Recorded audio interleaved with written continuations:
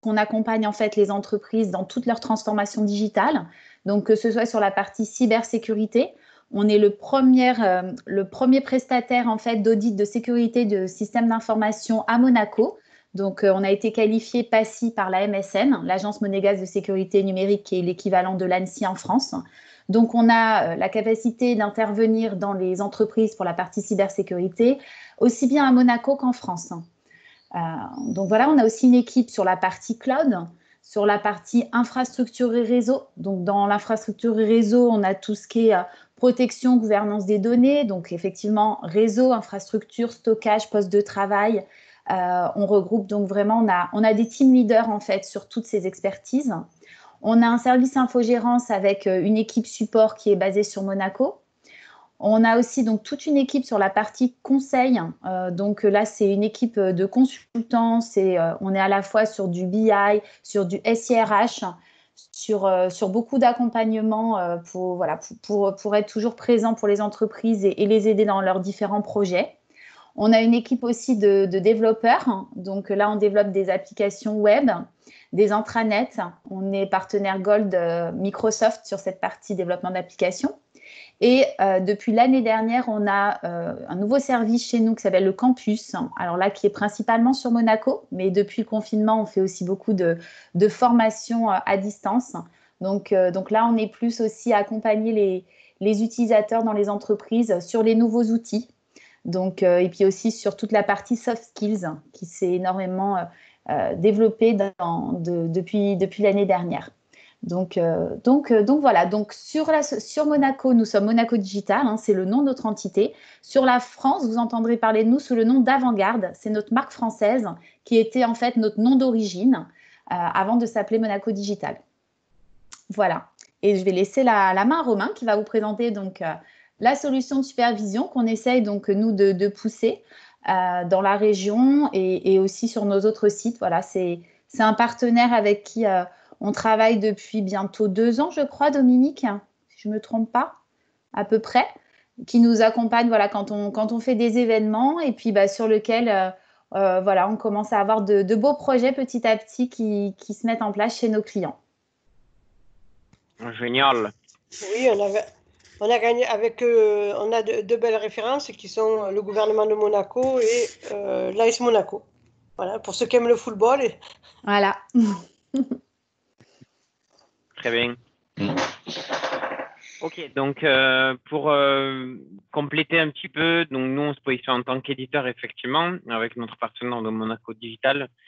En tant qu'éditeur, on existe depuis 2006 et notre créneau c'est forcément la supervision, hein, c'est quand même l'objet d'aujourd'hui. Donc en quelques mots, on adresse 2 marchés. Le premier marché c'est effectivement celui des infogéreurs.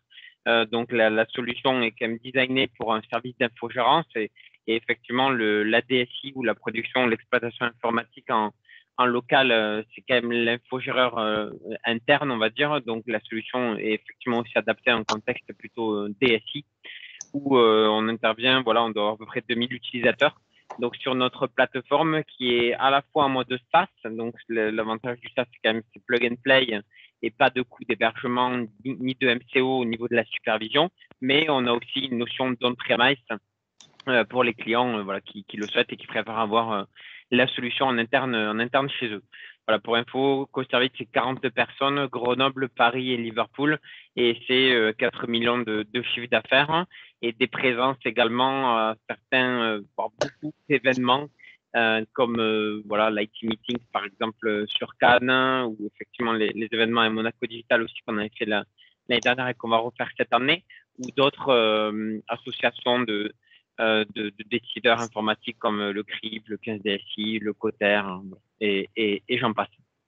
Donc après, bon, effectivement, vous avez quelques logos de clients sur la droite, sur cette slide. Juste voilà, l'intérêt de cette slide, sans tout commenter, c'est de dire qu'en termes de supervision, bien sûr, on ne peut pas travailler tout seul. Déjà en tant qu'éditeur français, bon, on ne reste qu'une PME, donc il faut s'associer à des compétences externes et à des partenariats technologiques cette fois-ci. Donc là, sur les partenariats technologiques, en notable, on peut avoir des solutions comme IP Label qui font plutôt des scénarios applicatifs qui sont très annexes de la supervision ou de la PM comme des solutions comme Dynatrace par exemple, ou alors sur d'autres technos plutôt cloud, Office 365 et autres comme Microsoft, puisqu'en tant qu'éditeur SaaS, on est hébergé dans Azure, donc on a un fort partenariat avec Microsoft qui pousse largement notre solution de supervision, qui est pour le coup une supervision hybride, système réseau, applicatif et aussi multi-cloud, donc à la fois legacy et cloud. Voilà. Après, donc effectivement, pour commenter deux, trois autres points, là on voit Laboratoire informatique de Grenoble ou Minalogic. Ce sont des projets d'innovation qu'on essaye de mener pour amener la supervision non pas seulement sur une couche de collecte seulement, mais plutôt une couche d'analyse et entre guillemets d'intelligence. Voilà, donc pour faire le parallèle avec ce que je disais, il y a trois notions en fait dans la supervision. Avant de rentrer dans la démo et ce qu'on peut faire au niveau du télétravail, il y a la supervision va permettre de collecter. Donc nous on a choisi le mode collecte sans agent, bien qu'un agent Windows existe, mais voilà 99% de nos clients doivent utiliser le mode sans agent. Donc à travers une supervision SNMP, une supervision WMI ou des API quand il s'agit de cloud. Et donc, ça, c'est toute la partie collecte. Donc, globalement, les outils du marché, quasiment tous le font, puisque l'idée quand même d'une supervision, c'est de récolter l'information. Et après, c'est d'alerter. Et ensuite, là où on se positionne, disons, la plus-value et la valeur, j'espère que vous le verrez dans cette présentation, c'est sur la partie restitution, donc météo du SI, des tableaux de bord, et une partie d'analyse avec du reporting et voilà, un brin, bon, on l'a marqué ici, IOPS, voilà, sans galvauder le mot, mais c'est plutôt ramener de l'intelligence à la supervision pour réduire les faux positifs qui sont des problèmes de la supervision, faire du capacity planning et essayer de faire au maximum de prévisionnel voilà, côté analyse. Voilà, ça c'est la partie positionnement. Et pour finir, Fabrice, si tu veux détailler un petit peu l'architecture et comme ça on ira directement sur la solution. Oui, donc on est sur une architecture qui est basée sur le SaaS, comme le disait Romain. Donc on va avoir sur la partie verte de l'écran toute la plateforme SaaS qui va contenir l'ensemble à la fois du front web et de l'ensemble des bases de données, que ce soit de configuration, d'historisation des données, l'ensemble des modules, que ce soit notamment la stack Big Data, etc., qui supporte la plateforme. Donc ça, on a vraiment une plateforme centrale qui est maintenue par l'ensemble des équipes chez EcoService. Et puis sur la partie droite, vous avez l'ensemble des clients, que ce soit vous êtes peut-être un des futurs clients dedans, ou éventuellement vous avez vous-même l'infogérance de plusieurs clients. C'est le cas par exemple de Monaco Digital qui peut infogérer plusieurs de ses clients. Du coup, le principe va être tout simplement de positionner une service Navbox dans chacun des sites des clients. C'est cette service Navbox qui va être en charge de la supervision, donc de la surveillance du système d'information. Donc c'est cette service Navbox qui va aller collecter l'information, que ce soit par du SNMP, du WMI ou tout autre protocole. On est très ouvert sur les différents protocoles de collecte. Donc cette service Navbox collecte l'information et via un tunnel VPN sécurisé va les remonter à la plateforme pour pouvoir les afficher sur le frontal web et pouvoir produire les rapports, les analyses, les dashboards, etc. Donc voilà. Donc l'intérêt c'est que vous avez vraiment autant de services Navbox que nécessaire. On va en mettre un par VLAN, un par société, un par site. Ça dépend un peu de l'organisation réseau, des besoins exacts, mais on a une grande modularité sur la mise en place de ces services Navbox et surtout la communication entre la service Navbox et la plateforme et fonctionne dans un tunnel VPN. Donc il y a juste un port en sortie uniquement à ouvrir au niveau de chacun des clients. Donc ça permet d'avoir quelque chose qui est vraiment non intrusif. Et il y a juste une machine à ajouter dans le réseau du client et rien installé sur les serveurs, rien installé au niveau de chacun des équipements. Donc voilà, assez simple à déployer. Parfait. Ok, nickel. Ce que je vais faire du coup maintenant, c'est que je vais partager mon écran, notamment sur la démo, et on va enchaîner sur la solution, donc notamment très axé sur la partie télétravail à nouveau, et puis on pourra élargir s'il y a d'autres questions. Donc pour se connecter, bien sûr, une URL, login, mot de passe, il y a différents droits d'accès forcément, et sachez que la solution est en marque blanche, donc au service ServiceNav, à la fois sur la plateforme, mais aussi sur les rapports, puisqu'on va voir la notion de reporting, peut être complètement customisée aux couleurs des utilisateurs, enfin, la société utilisatrice. Quand on arrive sur la solution, on a un premier menu tout en haut, un sous-menu sur la gauche, et cette notion effectivement de multi-site, on le retrouve ici dans multi-tenante en tant qu'outil SaaS. avec donc différentes organisations possibles. Hein. Au sein d'une DSI, ça peut être un environnement de prod, un environnement pré-prod, un environnement de test, etc. Et donc, voilà, diviser ces environnements pour globalement mieux gérer et avoir une visibilité la plus claire possible sur l'ESI. Et quand on arrive sur voilà, un des écrans principaux, c'est ce qu'on appelle, donc tout à l'heure j'en parlais, la météo du SI, où en gros, l'idée c'est de mesurer la qualité de service fourni par l'exploitation, par la production informatique, par la DSI, auprès des utilisateurs. Donc en fait, cette bien sûr qualité de service dans l'environnement de télétravail, il faut définir qu'est-ce qui est le plus utile pour l'environnement de télétravail. Donc si par exemple on a des accès distants, on peut peut-être utiliser des solutions de Citrix. Hein, je vais détailler un petit peu qu'est-ce qu'on voit à l'écran. On peut avoir aussi par exemple de l'Office 365. On peut avoir du VPN forcément, du Teams. Bon, voilà. L'idée, c'est vraiment de construire, non pas d'un point de vue technique, mais plutôt d'un point de vue utilisateur, quel service va être rendu et quel est le service finalement qui va être consommé par ces utilisateurs qui peuvent être du service métier ou de la direction ou tout service confondu au sein d'une entreprise. Donc, les services sont sur la gauche. On a au milieu la météo, hein, finalement. Donc, c'est le soleil, ça veut dire que tout est OK. Le nuage, comme on le voit ici sur le service Citrix, ça veut dire que l'état est dégradé. Cependant, l'état dégradé, on ne va pas décompter de l'indisponibilité, puisqu'on voit sur la droite qu'il y a un taux de disponibilité qui est égal à 100%. Donc, on considère que le service est rendu, mais il n'est pas optimal. Je vais rentrer dans les détails tout à l'heure. Et sinon, l'autre état possible, effectivement, c'est la pluie. Et donc, pour le coup, là, c'est hors d'usage. Donc, quand c'est hors d'usage, on le voit bien, on va décompter de l'indisponibilité. Bien sûr, ces pastilles-là de couleur vert ou rouge correspondent à un objectif de disponibilité. Donc, si on rentre dans le détail, j'ai un objectif de 99% versus, bien sûr, une plage horaire donnée, puisque cette plage horaire, on va aller la configurer. Hein. On peut configurer tout. Il ne faut pas passer en ligne de commande ni rien. Tout se configure à travers la plateforme. Et effectivement, on va définir la période de disponibilité et l'objectif ici, par exemple. Donc, une fois que j'ai fait ça, je veux rentrer dans le détail pour savoir d'où viennent ces problèmes. Voilà, typiquement ici, on a un service dégradé, d'où ça peut venir. Donc là, on rentre dans la cartographie des services, et en gros une arborescence qui permet de savoir qu'est-ce qui fait que mon service le plus haut, donc le service utilisateur, est bien disponible et que la qualité de service est au rendez-vous. Donc en fait, on va lier les équipements ou les points de contrôle ou alors des regroupements, donc ce qu'on appelle ici services utilisateurs entre eux. Donc, toutes ces notions peuvent être liées entre elles. Et comme on le voit, il y a deux types de liens. On le voit ici, hein, impact bloquant ou impact dégradant. Donc, si je zoome un petit peu, on voit que par exemple sur du Citrix, il y a le contrôleur 1 et le contrôleur 2. Donc, l'un est redondant avec l'autre. Donc, on a une liaison entre les deux. En logique, c'est une liaison ou une dépendance dégradante. Et ça fait que si un tombe, l'autre prend le relais. Et si les deux tombent, pour le coup, le service le plus haut est impacté. On n'aura pas du nuage comme ici, mais on aura plutôt de la pluie. Et donc, le service ne sera pas rendu.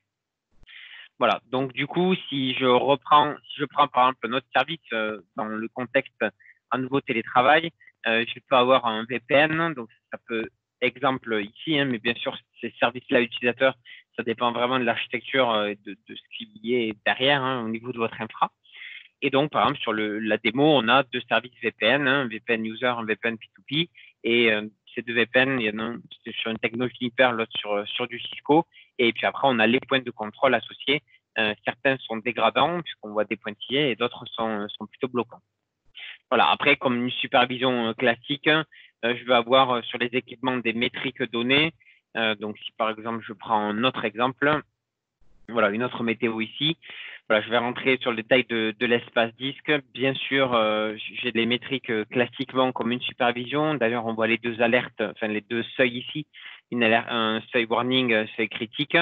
Par contre, point de différenciation, pour aller regarder le dimensionnement du SI, surtout dans le contexte voilà, du Covid où peut-être les infras n'étaient pas structurés pour, en fait, on a la possibilité d'avoir une métrique qui s'appelle l'heure de pic dans notre supervision. L'idée, c'est quoi? C'est de connaître la valeur. En fait, l'outil va garder seulement l'heure et la valeur maximale quand tout le monde, par exemple, se connecte. Donc, en gros, c'est la valeur maximale à une heure donnée, à l'heure donc d'utilisation maximale du service, ce qui permet d'avoir une vision de dimensionnement du SI. Alors là, on l'a sur une métrique donnée, mais l'idée, quand on passera sur les rapports, c'est de l'avoir sur, bien sûr, une globalité et un ensemble d'équipements, et donc connaître si, bien sûr, le SI est dimensionné ou pas pour tenir la charge, à la fois au niveau infra, mais peut-être aussi au niveau réseau. Voilà pour cette météo. Ensuite, donc l'autre point peut-être à préciser aussi, c'est que cette météo peut sortir via des API. Hein, donc, on peut l'intégrer à un SharePoint, par exemple. Donc, si on tape par exemple SharePoint ServiceNav, moteur de recherche, on atterrit sur notre doc et on voit effectivement qu'il y a un petit widget météo qui peut être intégré à du SharePoint, mais ça peut être d'autres intranets. Hein, il n'y a pas que SharePoint. L'idée, c'est quoi? C'est de partager l'information au maximum avec les services utilisateurs. Donc, le but, c'est d'avoir à la fin moins de tickets ouverts. Parce que, par exemple, ici, alors, prenons le cas d'une pluie sur le CRM, disons, ben, les utilisateurs peut-être commerciaux, puisque le CRM est plutôt orienté commerciaux, ne vont pas ouvrir forcément de tickets puisqu'ils voient qu'en live, la DSI est au courant que le service ne fonctionne pas. Donc, il n'y a pas besoin d'alerter, ils sont déjà au courant. Voilà. Donc, les retours utilisateurs côté éco-service, c'est 30% de tickets en moins ouverts si la météo est partagée, puisque forcément, les gens sont au courant. Ensuite, sur des tableaux de bord très dédiés à nouveau au télétravail, donc où les services peuvent être différents, mais globalement, on retrouve voilà, du bureau à distance, forcément, du VPN, peut-être du Citrix, de l'Office 365 ou du Teams. On a imaginé, et surtout on l'a créé et on l'a fait sur certains de nos clients, Fabrice pourra témoigner. Mais sur la démo, on a mis voilà, les services qui font que le télétravail fonctionne. Donc, pour ça, on l'a vu, il y a ces météos ici. Mais après, on peut rajouter des métriques comme peut l'être, par exemple, Internet.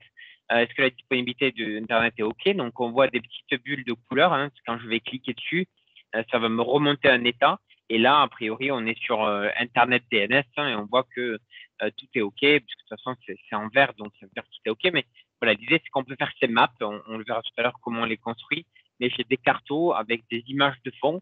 Et sur les images de fond, je vais poser en fait des métriques dynamiques pour savoir si à un seul écran, j'ai ou pas, le service est rendu ou non. Après, je peux avoir aussi, puisque tout ça se fonctionne en mode widget, hein, je vais vous montrer comment on les construit. Par exemple, sur la bande passante.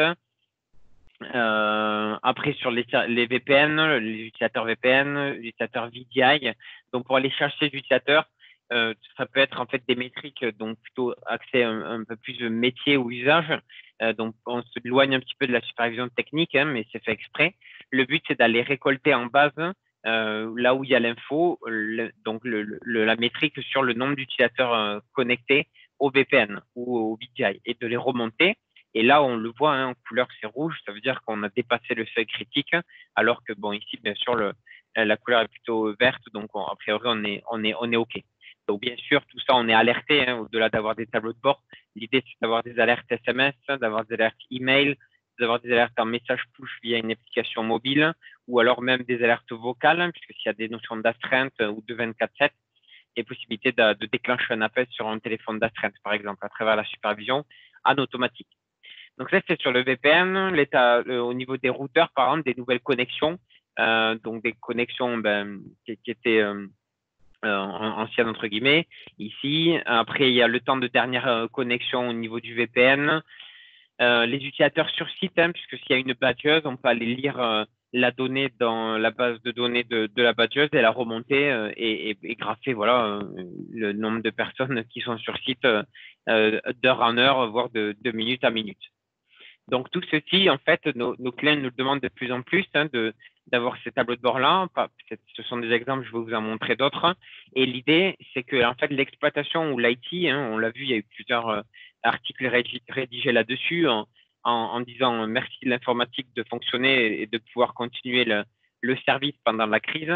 Ben, bien sûr, merci et surtout, communiquons, faisons que l'exploitation ou la DSI au global communique. Et donc, pour ça, on va partager, en fait, vous voyez, j'ai créé une URL et en fait, cette URL, je vais la partager en externe, bien sûr. Hein, donc, je vais vous le mettre dans le Teams. Vous verrez, hein, quand vous allez cliquer dessus, en fait, serait seulement en lecture seule, mais par contre, bien sûr, il y a un refresh de ce tableau de bord. Ce n'est pas une photo, c'est un tableau de bord qui est dynamique et qui vit. S'il y a un état qui passe en pluie, ben, on va le voir en pluie forcément. Et donc, ça permet d'avoir un suivi de par la direction, par exemple, hein, puisque ce sont les cas d'usage qu'on a pu avoir nous en demande, où la direction demande à la DSI d'avoir une visibilité sur, par exemple, le nombre de personnes connectées au VPN, par exemple. Voilà, donc une URL externe. Donc, comme je vous disais, ces tableaux de bord, ce sont des widgets. Par exemple, si je veux un tableau de bord en mode de jauge, je fais du click and drop et je vais aller chercher la donnée pour avoir une jauge et j'aurai, comme on l'a vu tout à l'heure, ici, c'est une jauge, il faut juste que je le déplie et donc j'aurai mon tableau de bord comme je le souhaite. Voilà, donc ça, c'était sur la partie télétravail purement, voilà, tel qu'on l'a imaginé dans la démo. Après, qui dit télétravail, dit peut-être aussi, voilà, de plus en plus quand même Office 365, majoritairement, du moins qu'on trouve sur le marché. Donc, on peut avoir effectivement la météo globale de tous les services, on peut avoir service par service, on peut avoir les temps de connexion ou les temps d'accès aux services donnés, c'est-à-dire à OneDrive, par exemple, à Exchange, à Teams, à Skype typiquement, et au-delà de seulement la disponibilité, j'ai des KPI, donc des indicateurs qui vont me permettre de suivre l'usage de chacun des services. Donc, on voit qu'il y a différents services et on voit les utilisations ou les non-utilisations d'ailleurs, puisque ici, on a les boîtes aux lettres inactives et on en a 9 a priori.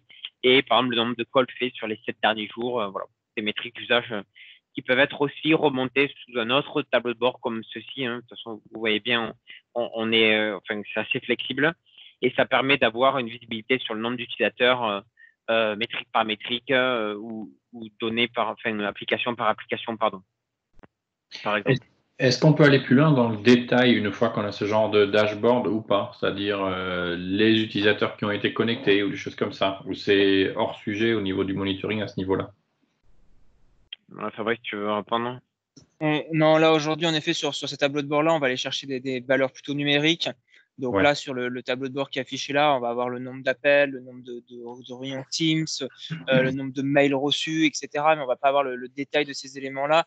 Après, vraiment, l'objectif ici, c'est de se dire, là, j'ai une activité qui est anormale.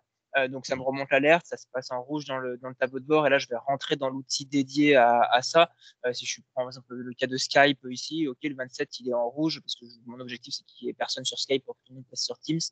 Donc là, je vais aller regarder dans la console d'administration de Skype et aller voir le détail à ces éléments-là. Donc, on n'a pas la prétention de reprendre toutes les consoles métiers avec toutes les règles métiers. C'est vraiment de remonter des alertes dessus sur de la surconsommation ou de la sous-consommation. Et une fois que c'est fait, plutôt de basculer dans la console métier pour se dire, là, je vais regarder ce qui se passe ici et pourquoi je suis en sur ou en sous-consommation. D'accord, ouais. Parce que j'imagine ça comme une des premières questions qui vont arriver à la vision de ce type de rapport. C'est qui a été sur Skype, qui ont été les 27 personnes sur Skype, mais clairement, on ne pourra pas le voir. Faudra creuser de par ailleurs. Donc, Ouais, tout à fait. L'objectif ici, c'est vraiment de se dire, plutôt que de tous les jours aller voir sur Office 365 que tout le monde utilise bien ses licences, puis dans Outlook que les licences soient bonnes, puis dans Teams que tout le monde ait bien passé ses appels, puis dans Skype que finalement personne n'a utilisé, s'assurer de ça. Donc en gros, 10 minutes par outil. Là, on remonte tout dans un seul outil, on remonte une valeur numérique et ça nous donne l'indication où est-ce qu'il faut aller chercher l'information et le détail.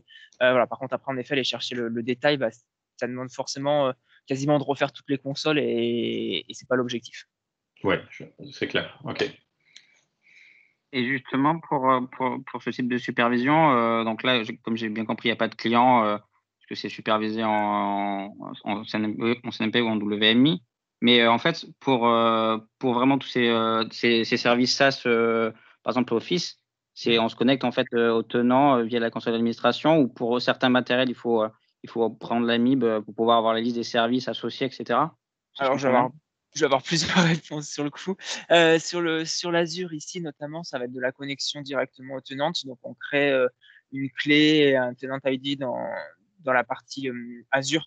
Et du coup, on le rentre dans ServiceNav et ça se connecte, et dessus, on est capable d'aller dire, maintenant, je veux aller chercher mon nombre d'appels Teams, je veux aller chercher mon nombre de réunions, etc. Donc ça, c'est du paramétrage en disant ce qu'on veut aller chercher en fonction de ça. Ensuite, on a un catalogue de 1500 points pour répondre de façon plus globale et sortir de juste Azure, mais pour l'ensemble du matériel, puisque vous parliez notamment de MIB SNMP, on a aujourd'hui un catalogue de plus de 1500 points de contrôle qui sont, on va dire, entre guillemets, tout faits. C'est-à-dire, voilà, c'est ce que vous montre Romain à l'instant. Si je veux aller chercher des éléments du F-Secure et l'antivirus, je vais aller checker l'antivirus F-Secure, je vais pouvoir aller tout simplement le récupérer dedans et avoir le point de contrôle tout fait. Donc là, j'ai rien à faire. Si je veux aller chercher du matériel HP Proliant parce que j'ai du matériel physique et que je veux l'état des ventilateurs, c'est des choses qu'on a au catalogue. Donc là, pareil, vous avez même pas besoin de rentrer la MIB, etc. Tout ça, c'est déjà fait. Donc là, on a un catalogue de 1500 points de contrôle. Après, 1500 points de contrôle, ça ne se couvre pas 100% de tous les équipements qui existent dans le monde, et il y aura toujours quelqu'un avec une marque un peu exotique, on va dire, ou en tout cas qu'on ne couvre pas. Et dans ce cas-là, on a en effet un certain nombre de points de contrôle, ce qu'on appelle des points de contrôle génériques, qui permettent là tout simplement de rentrer, notamment dans le cadre du SNMP, de rentrer une OID. Et nous, on va aller chercher la valeur associée à cette OID-là. Et donc là, vous pouvez créer vous-même vraiment tous les éléments que vous voulez en supervision, donc même des choses qui ne sont pas à notre catalogue, vous pouvez les gérer via justement ces plugins génériques qui sont exactement faits pour ce genre de cas d'usage-là. Donc l'objectif, c'est que ça aille vite à déployer. Donc c'est pour ça qu'on fait des catalogues de modèles de service, 1500 1500 modèles de service pour aller vite, et puis sur des points un peu plus particuliers, moins fréquents, sur lesquels vous allez avoir peut-être être seul à avoir un intérêt, ou en tout cas l'intérêt est limité. À ce moment-là, vous allez pouvoir avoir des plugins génériques qui vont vous permettre de renseigner l'OID et d'aller chercher des choses très spécifiques. Ou si vous avez des applications métiers très spécifiques qui proposent du SNMP, c'est pareil. Donc ça, les plugins génériques, on les a bien entendu en SNMP, c'est le cas le plus fréquent, mais on en a aussi sur d'autres technologies. Je pense notamment à du SQL. Et là, parce que le catalogue ne permettra jamais, vous avez besoin d'aller chercher, de faire une requête métier dans un logiciel. Je sais pas, par exemple, je vous donne un qui est affiché sur notre tableau de bord chez nous dans le centre de service où je suis. On a le chiffre d'affaires en temps réel de GoService. Voilà, et enfin, on l'a même sur l'objectif puisque les gens de l'équipe sont intéressés sur le chiffre d'affaires, donc forcément on a le chiffre d'affaires dedans. Ici, on a sur ce que vous montre Romain, on a le nombre de personnes qui sont présents, et ça, c'est des éléments qu'on va chercher via une requête SQL dans notre base de RH. Donc j'ai des gens présents, donc là je sais que dans mon équipe, en ce moment, il y a 5 personnes sur les 9. Donc là, nous on va chercher dans la base RH, ça pourrait être dans la base de la pointeuse, on a des choses de ce type-là. Donc on peut vraiment aller chercher les informations, et ici, il faut juste renseigner une requête SQL. Et le plugin le permet. Donc, on va aller sur des choses très techniques avec de la MIB SNMP ou éventuellement même du ligne commande. Donc, on peut faire une commande directement sur une machine Linux avec un AWK, un grep, etc. pour aller compter des éléments. Et puis, on peut aller faire la requête SQL sur des choses très, très métiers derrière à ce niveau-là. Donc, ça permet vraiment d'avoir ces plugins génériques, d'avoir une palette qui est assez large. Et puis, on a, pour terminer, voilà, donc ça, voilà, catalogue, enfin, disons les différents cas, catalogue, 1500 modèles de services. Donc, clairement, aujourd'hui, on a 95 ou 97% du parc qui est déployé sur le catalogue. On a ensuite possibilité de plugins génériques, SNMP, WMI, Linux, PowerShell, etc. Et puis, dernier cas d'usage, dans les plugins, on a possibilité, si vous avez un plugin qui est déjà existant, parce que vous utilisez déjà des choses au format Nagios, vous avez possibilité d'intégrer directement votre plugin Nagios dedans, et on va remonter la valeur. Voilà. On va dire les trois possibilités du tout intégré au peut-être le moins intégré, et voilà, qui vous permet de faire répondre à toutes les demandes. Voilà. Ça répond à votre question? Oui, très bien. Ouais. Ok. Nickel. Du coup, effectivement, je voulais montrer le cas d'usage sur des métriques un peu plus métiers, donc ça, tu en as parlé. On peut aller aborder le côté réseau, puisque forcément, dans le télétravail, le réseau peut en pâtir avec tout le monde à distance.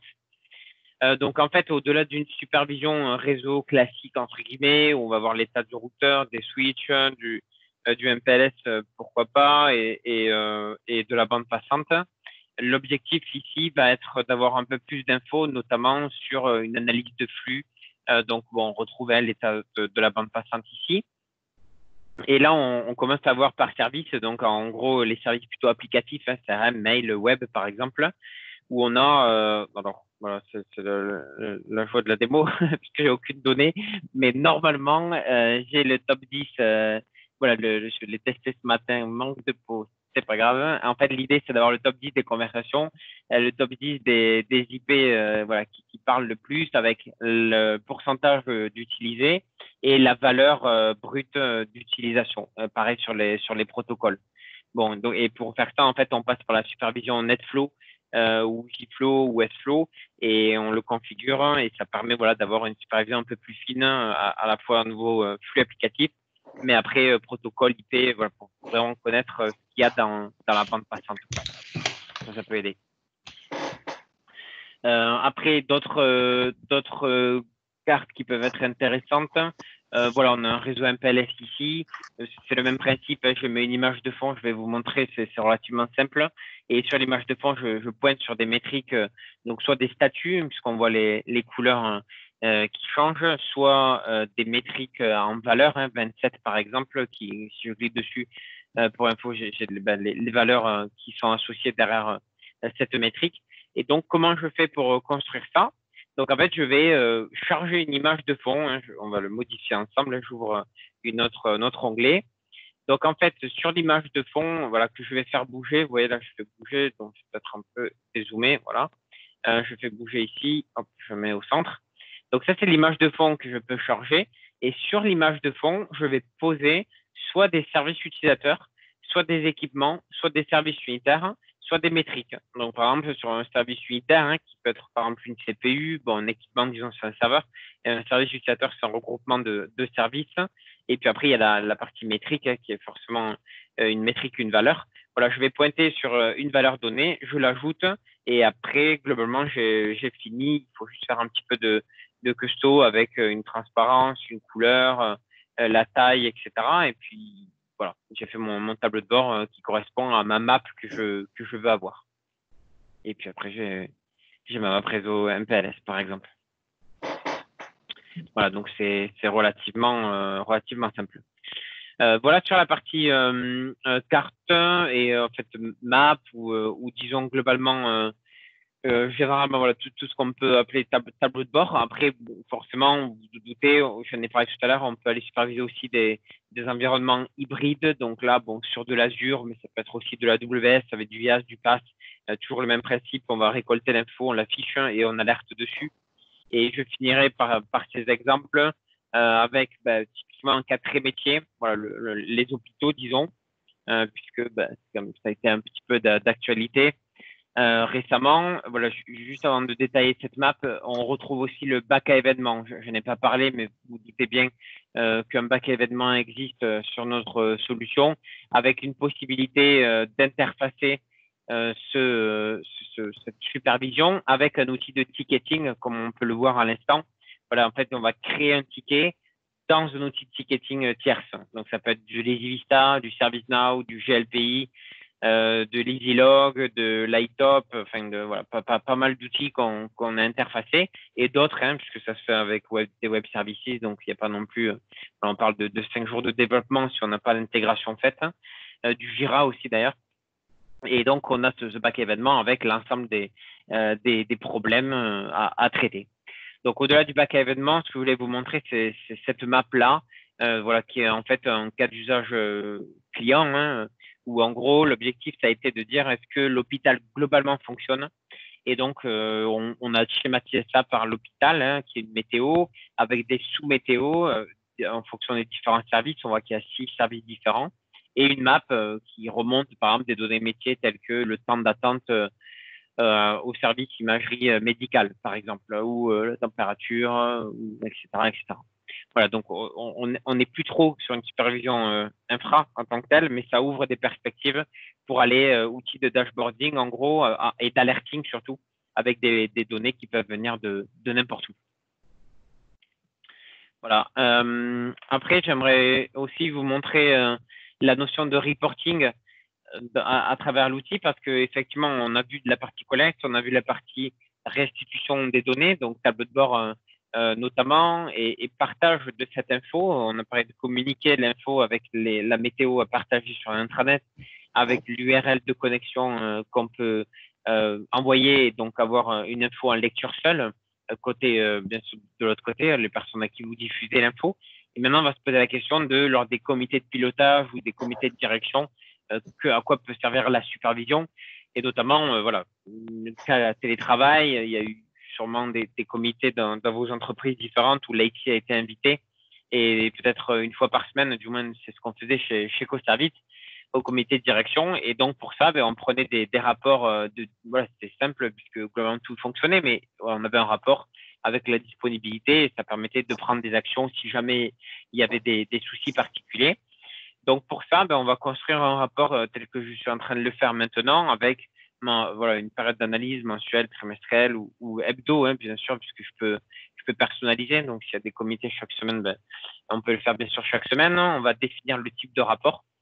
On va avoir quel type de service utilisateur, donc qu'est-ce que je veux mettre dans mon rapport, quels sont les types d'équipements que je veux mettre, puisqu'on n'a pas trop parlé, mais il y a une notion d'étiquette ou de label. On peut designer des sites en contrat. Si vous avez un infogéreur déjà, Monaco Digital, l'idée, il y a peut-être des équipements qu'eux vont gérer, peut-être des équipements que vous allez gérer. Donc, c'est quand même bien de connaître l'un et l'autre. Et puis après, il y a une notion de politique d'envoi où on va gérer le rapport en automatique qui va s'envoyer à une fréquence donnée ou alors sur un partage de fichiers et pour aller après historiser et faire en sorte que du coup vous retrouviez les précédents rapports. Donc une fois que j'ai fait ça, je vais aller générer le rapport qui peut être celui-ci. Voilà, où en fait, voilà, CoService ServiceNav, à nouveau, tout ça, on l'enlève, hein, comme je vous l'ai dit. Sur l'environnement de télétravail, au global, qu'est-ce qu'il fait? Est-ce que, voilà, ce qui est intéressant, c'est est-ce que ça a fonctionné ou pas? Et si ça n'a pas fonctionné, quel est le plan d'action? Après, d'où ça vient, pourquoi, etc. Voilà, ça dépend à quel niveau vous reportez, mais en général, c'est pas forcément trop demandé. C'est surtout quel est le plan d'action associé si on n'est pas arrivé à l'objectif. Donc, on rappelle ici l'objectif de disponibilité qui est de 100%, avec une tendance qui est rappelée, un taux de disponibilité mesuré actuellement, donc 98,100% versus 100%, et une performance en météo sur le mois donné, puisque si sur le mois, les maintenances, voilà, je n'ai pas parlé aussi, mais on peut planifier des maintenances dans l'outil. Voilà, l'idée c'est d'enlever ces maintenances des temps de calcul de disponibilité, puisque si on fait une maintenance, on est censé être au courant qu'il va avoir une indisponibilité, donc c'est pas une vraie indisponibilité entre guillemets, donc on enlève la durée de maintenance du calcul de SLA. Et donc, ce 98% correspond aux 7 heures ici, hein, puisqu'en heure, c'est quand même plus parlant. Et après, on a le calendrier des dispos jour par jour. Et donc, finalement, ce qu'on attend normalement de l'exploit ou de la prod IT, c'est de dire, voilà, on n'a pas été à l'objectif sur les 3 derniers mois, c'est le 4e. Donc, maintenant, quel est le plan associé? Et par exemple, projet, voilà, souhaité avec des investissements à la clé, un ROI, bien sûr, un ROI égale le temps de production en plus. Et la question, c'est est-ce qu'on le fait ou est-ce qu'on ne le fait pas? Mais tout le monde a les infos et c'est simple, a priori, pour décider. Voilà, après, il y a d'autres rapports plus techniques qui existent. Je ne sais pas trop si c'est le but de vous montrer jusqu'à là, mais bon, sachez que forcément, il y a des rapports voilà, pour aller comprendre le comportement. Voilà, tout à l'heure, je vous ai parlé de l'heure de pic, de savoir le dimension du SI. Ici, sur les rapports, ça permet d'avoir un zoom, entre guillemets, sur les problèmes quand voilà, le service est le plus utilisé, hein, sur une CPU, par exemple, ici. On peut l'avoir sur d'autres métriques. Hein. On a la moyenne et la moyenne à l'heure de pic sur le mois en cours, puisqu'on va du 1 au 31 et l'initiation en pourcentage. Et puis après, bon, typiquement, les sauvegardes aussi, c'est quand même quelque chose à regarder. Voilà, simplement, tu fais alerte échec avec les évolutions des taux de réussite au global, mois par mois. Et puis le dernier, puis je pense que je m'arrêterai là si vous avez des questions, ce serait le moment.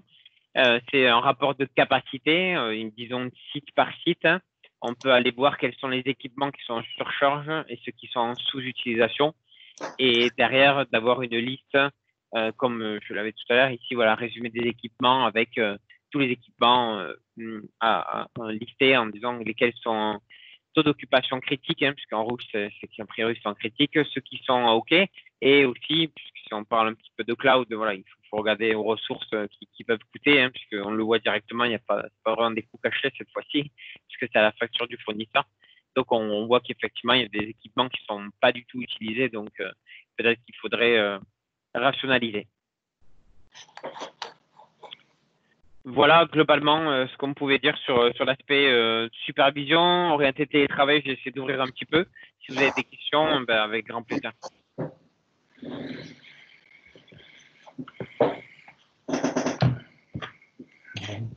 Pas de question, ouais. Ben, par exemple, Fabrice tout à l'heure, non, c'est pas Fabrice, Florian, pardon, oui, c'est ça.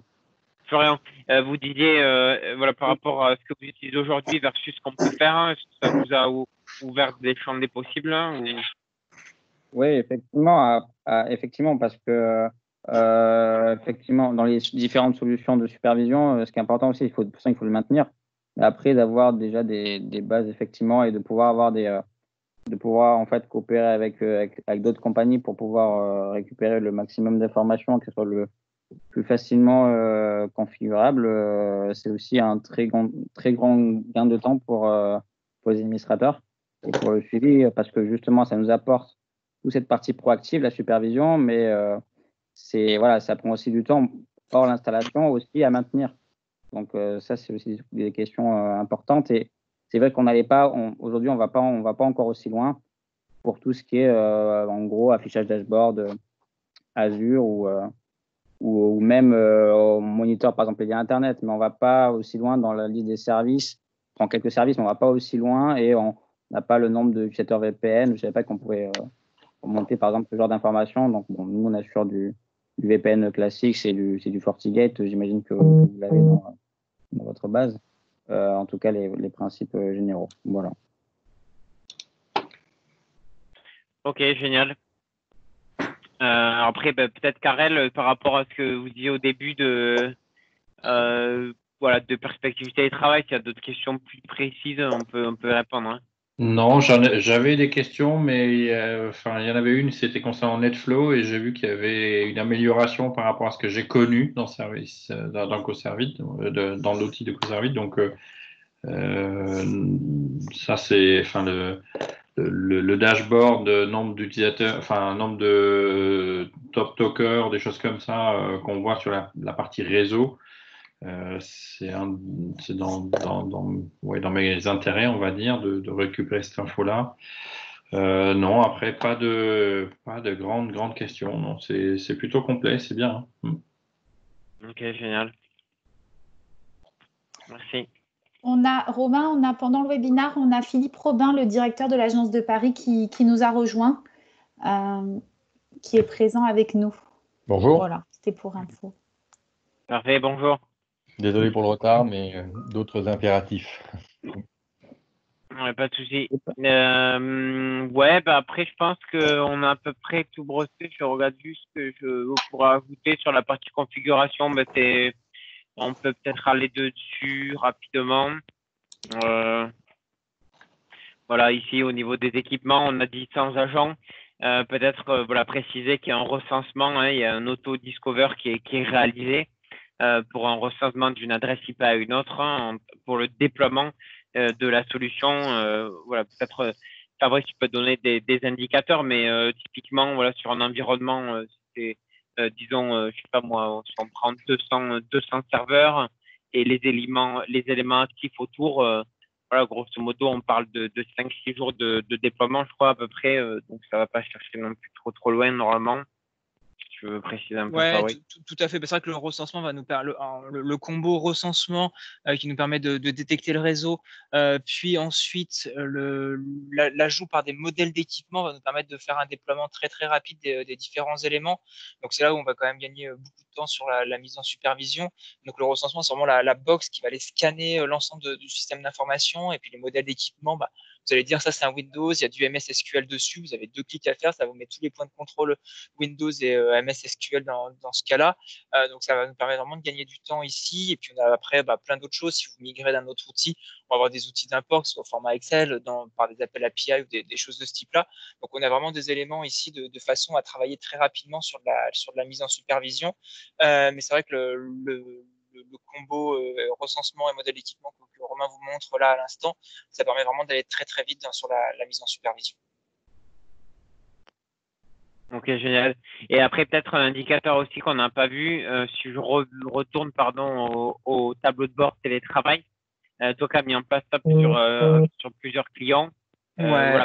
voilà, si tu pars de zéro, Alors, combien de temps tu mets pour avoir le ça là? point, donc là, pour ce qu'on a fait chez les clients pour faire vraiment un retour d'expérience complet sur le sujet, c'est des clients qui avaient déjà mis en supervision souvent les routeurs, par exemple, ou les switch cœur de réseau, enfin voilà, les éléments sur lesquels est monté le VPN, le firewall sur lequel est monté le VPN. Donc ça, c'était en supervision.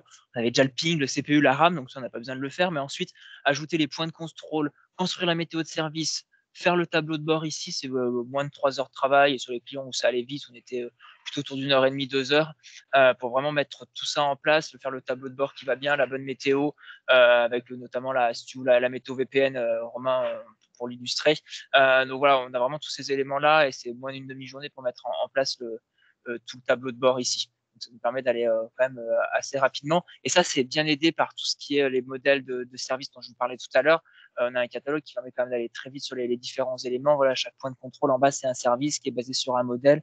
Là, on avait mis sur du Cisco. Sur les Cisco, on a déjà les points de contrôle, on les déploie et ça prend 2 minutes, quoi. Donc voilà, ça va très vite à déployer. On reconstruit derrière la météo de service qui est facile à faire et on met tout ça dans un tableau de bord. Donc ouais, sur les clients où on a fait des choses avec à la fois autour du VPN et souvent on faisait un combo à la fois VPN et info qui venait de Office 365. Et les 2, 3 clients sur lesquels moi je l'ai fait, puis mes collègues en ont fait d'autres, on était en général à entre 2 et 3 heures suivant ce qui était déjà mis en supervision chez le client. Ok, génial. Je pense qu'on est bon, hein. Je vois peut-être pas d'autres choses à rajouter. Si vous n'avez pas d'autres questions, on peut conclure là ensemble. Ben, sachez que on est forcément présent sur les réseaux sociaux. Donc voilà, notamment Monaco Digital et nous ServiceNav, donc sur LinkedIn, sur Twitter. Si vous voulez suivre les news avec grand plaisir, de vous compter parmi les followers, comme on dit. Et puis voilà, si vous avez peut-être d'autres questions, n'hésitez pas à vous orienter vers Monaco Digital et vos interlocuteurs que vous connaissez. Voilà, vous pouvez contacter directement soit votre référent commercial, soit Jérôme Triglia, qui est le manager des team leaders techniques, qui pourra aussi vous accompagner selon vos besoins. Voilà. Et puis sur Paris, Karel, si besoin, nous avons Philippe Robin qui est à votre disposition, qui pourra un petit peu vous expliquer aussi tout ce qu'on fait. Vous pourrez échanger après ensemble quand vous serez disponible. Pour nous découvrir si vous ne connaissez pas Avant-Garde. Voilà. Non, je ne connaissais pas Avant-Garde, donc voilà. Non, mais c'est bien, j'avais noté le nom. Il faut, en plus, vous allez voir, tous les ans, on organise un super événement qui s'appelle le Security Day, qu'on organise à Paris et à Monaco. Donc, on a eu la chance de pouvoir passer entre les gouttes avant le confinement et de faire le Security Day de Paris début mars. Donc, on l'a organisé avec une quinzaine de partenaires. C'était une très belle journée avec beaucoup d'ateliers techniques. Et voilà. Et sur Monaco, par contre, on a dû l'annuler parce que ça devait être au mois de juin. Donc, beaucoup plus compliqué. Mais voilà, ça sera avec plaisir qu'on pourra vous accueillir à notre prochain événement sur Paris aussi. Ça marche. OK. Voilà. Parfait. Ben, merci à tous et bonne journée. Bon après-midi. Bon après-midi. Merci, à bientôt. Merci, à bientôt. Au revoir. Au revoir Dominique. Au Au revoir. revoir Dominique. Au revoir. Au revoir. C'était le truc Monaco Digital.